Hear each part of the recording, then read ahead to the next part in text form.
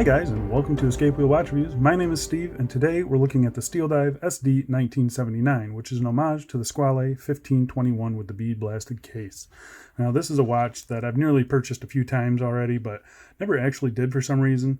I do really like the bead blasted and the ceramic, and it's something about it just does it for me. So yeah, thankfully, Mr. F, who lent me the Seagull Nomos Tangente homage that I just reviewed, also had one of these. So a huge thank you to Mr. F. I really appreciate you lending watches to the channel. Really helps me out, and I know it helps out the viewers of the channel too. So big thank you to Mr. F. So getting back to this watch is offered in 3 different color dials and 3 different strap options or bracelets. The retail price of this watch is about $143, but I've seen it drop down to like $110 or so, something like that during some of the bigger sales. So keep an eye on that. Keep that in mind when you're purchasing. Yeah, I think it's a great little watch. So what do you get for the $143? You get a full bead blasted 316L stainless steel case. You get a stainless steel bracelet or rubber strap option. You get a screw down crown, 200 meters of water resistance. You get a Seiko NH35. You get sapphire crystal, ceramic bezel insert, and you also get like a 36-month warranty. So yeah, it's a heck of a package in my opinion, and one that should be on your radar if you're looking for a nice dive watch that isn't a Rolex homage. But I don't want to ramble on for too much longer, so let's get on with the review. So first things first, as usual, we start out with the dimensions. This is listed as a 42 millimeter case. So I am seeing 42.5, and that's to the bezel. The actual case is measuring about 41.5, so somewhere in between that number. Case thickness is 13.1. We got 22 millimeter lug width, and overall length is 51.1. So it's a pretty big watch, but I don't know what it is about it. It does wear pretty nicely, I think. Definitely the case profile on it, nice and thin case profile with some curve to the lugs. Really hugs the wrist nicely. You got a low profile bezel there. And yeah, I think it wears pretty good. So I'm going to go outside right now and throw it on my wrist for you. Here it is on my 7.5 inch wrist. And you can see you get lots of play off of the bracelet there. You get lots of reflections off of the crystal and off the ceramic insert of the bezel.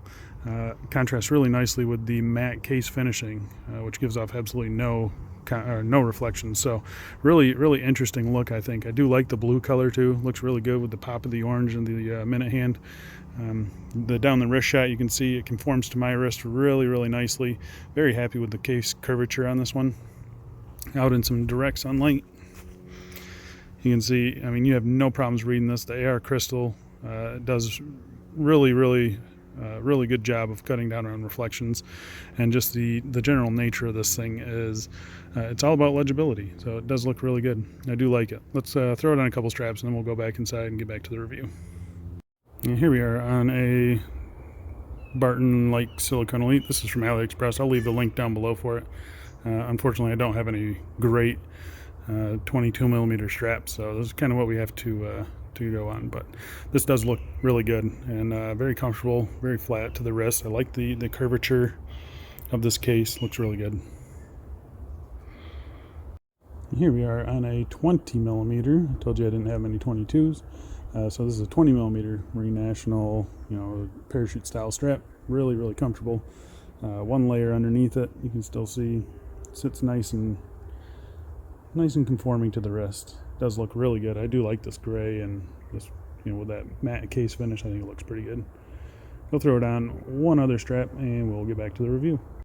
And here we are on a 22 millimeter seatbelt NATO strap. You can still see, even with 2 pretty thick layers on it, it still hugs the wrist pretty good, I think.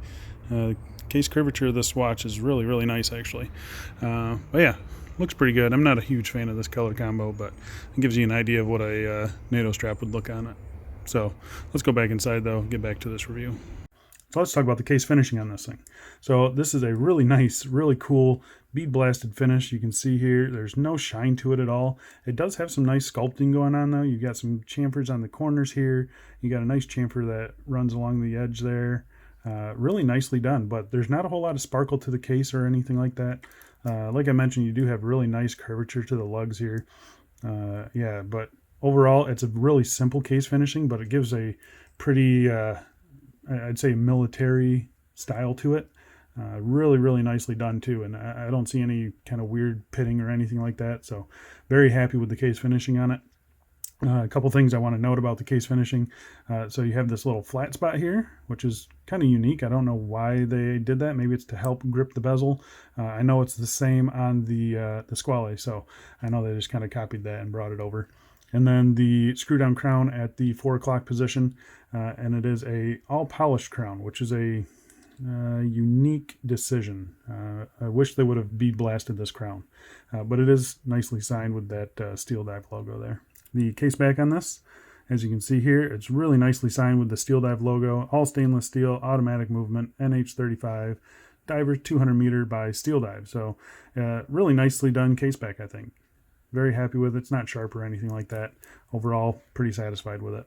And the bottom of the lugs carry over from the rest of the case. It does have a bead blasted finish on it. So yeah, nicely done case back, nicely done case finishing in my. The bezel on this, it is a 120 click unidirectional.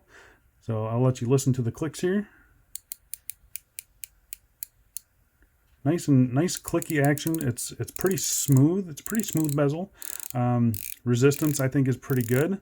The grip on the bezel, really nicely done. It does have lots of grip with that coin edge there. I've had no problems with it slipping or anything like that. It is that bead blasted finish again. It's a really narrow bezel, which I do really like the look of. Kind of gives it that vintage look to it. Slightly sloped insert there. It is a ceramic insert and it is fully lumed, which is nice to see. We'll get to a lume shot in a little bit. But yeah, really nicely done, I think. I don't see any paint spilling. I do see maybe a little bit of a like a thin spot in this triangle here, maybe just a little bit. Really, otherwise not no other issues with it. The bezel action, like I mentioned, it's pretty clicky, very, very audible. And the alignment is it's a mix, so I'll let you watch this here. So on that first click there, it is aligned really good, but at every click you can notch it back like a quarter of a click. So now it's unaligned. So yeah, I'm not really sure how to judge the alignment. It's not horrible, but it's definitely not perfect. So it is a little bit off. And even if you go a click past it, yeah, it's not, that's about what it looks like in person right there. So it's not a perfectly aligned bezel in my opinion, but it's decent. Yeah, it's weird. So you get it perfectly aligned there, but then you can roll it back a little bit. Once it's in place though, it is a pretty solid bezel. There's no, I don't feel any, movement side to side or any bounce or anything like that. So it's a solid bezel, just not Steeldive's best bezel, I'll say. The crystal on this, it is a sapphire crystal, as you can see there. It is ever so slightly domed. It does follow the curvature of the sloped insert there pretty nicely.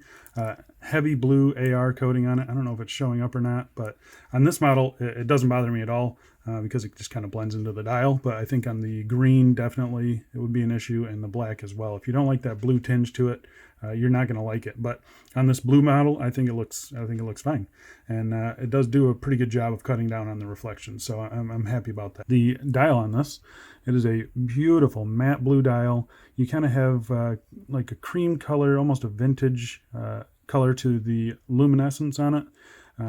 Nice Steeldive logo printed at the 12 o'clock. You have a framed date window at the 3 o'clock, which is pretty nicely centered in there, I think. Maybe a little bit shifted, but it hasn't bothered me at all. Nice minute track printed around the outside. The printing on the dial, I think, is excellent. I've got no issues with it. I do really like the blue color too, though. It looks really, really good. Everything is printed. It's not applied. You can see kind of right there, it is a little bit raised. So they did do a nice heavy coating of luminescent paint on there. So really happy with that. The Lume, I think, is excellent. We'll do that in just a second here. The hands on this are really cool. I do like that pop of orange on the minute hand there. Nicely sized, I think.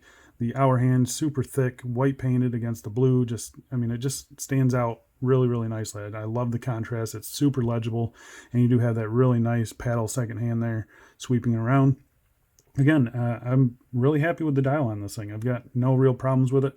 One thing I do want to note and mention is the inside, the rehout, so in between the glass and the dial, it's not bead blasted. It is a brushed finish. So that's just one thing to keep in mind. It doesn't bother me at all. I just thought I'd point that out there just because I haven't really seen it mentioned anywhere else. But yeah, I am really happy with the Lume on this thing. So here's a Lume shot, and you can see it against my modded Escapement Time SKX on the left and the Eddie's Dive Willard on the right. Both of those are Lume monsters, and this one holds its own with those things. So really happy with it. You can see the C3 Lume on the dial and the BGW9 Lume on the bezel insert.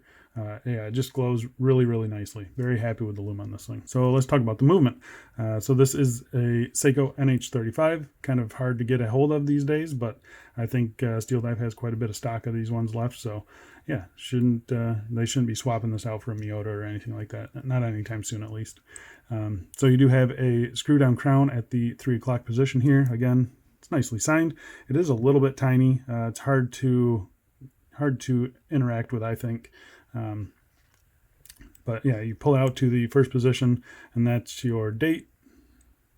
Second position hacks the movement, and that's where you set your time. I think if you've used an NH35, that you know what to expect from it. 6 ticks of the second hand every second, and yeah, it's about 40 hours of power reserve. It hacks, it hand winds, it does everything you need it to do.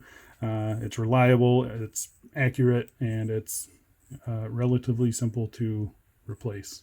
So let's talk about the bracelet. Like I mentioned, you can get it on this engineer style bracelet. You can get it on kind of an oyster style bracelet, or you can get it on a rubber strap. So we're going to look at the engineer style bracelet right now.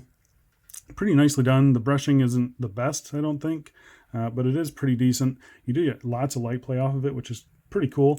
This is my first engineer bracelet. I'm actually pretty happy with it. Very comfortable, surprisingly. It is big, thick, and heavy, and it does not taper, so it's 22 millimeters all the way through.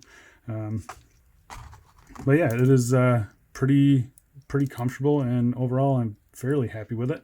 You can see it has push pins for sizing.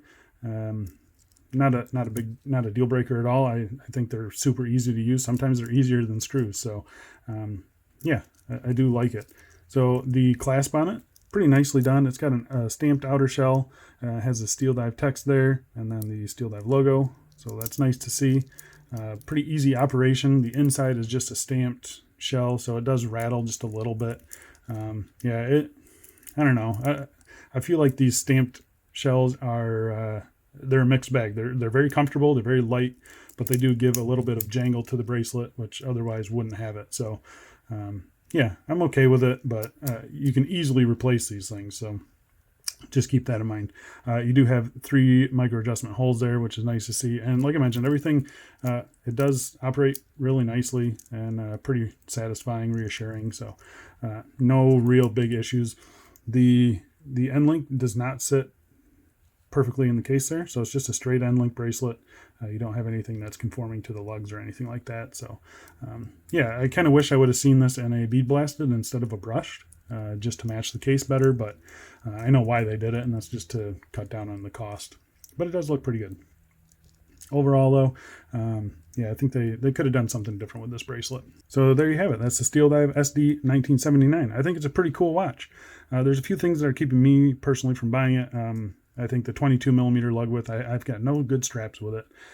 So it's going to be a hard sell for me, but I do really like that blue with the bead blasted. I think it looks really, really good. And I like the pop of the orange on the minute hand there. So yeah, if you guys are interested in purchasing this, I'm going to be leaving a link down in the description.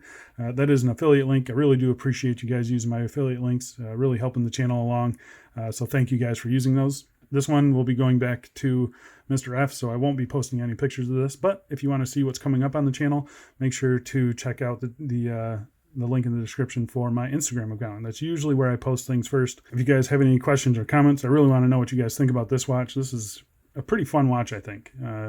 Pretty unique in the sense that it's not a Rolex homage. So yeah, let me know what you guys think about this one.